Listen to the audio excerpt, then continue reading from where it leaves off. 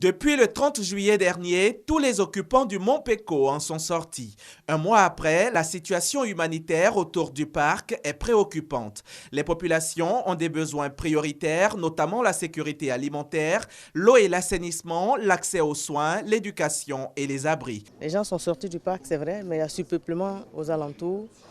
Cela pose beaucoup de problèmes. Si nous ne faisons rien, nous avons peiné, le gouvernement ivoirien a peiné pour sortir les populations du parc. Depuis plusieurs années, nous en parlons.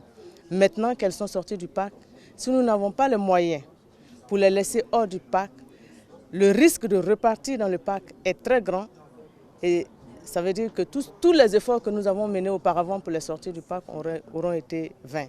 Au cours de cette réunion, le comité de coordination élargi a proposé des réponses à ces problèmes. Il y a d'abord la relocalisation des gens qui sont sortis du parc. Il est évident que les villages environnants ne pourront pas donc accueillir toutes ces populations. Il y a des villages dont les populations ont été doublées, tout simplement, ce qui n'est pas facile en termes de vivre, en termes d'éducation, en termes de santé. Et donc par conséquent, il faut qu'on essaie de trouver des solutions.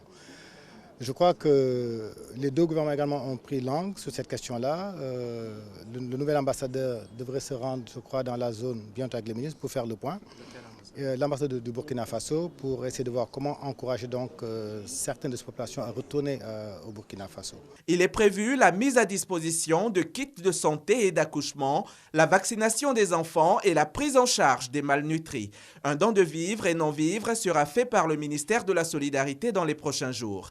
Il est également prévu un appui en kits scolaires et kits enseignants ainsi que la construction de passerelles pour les cours.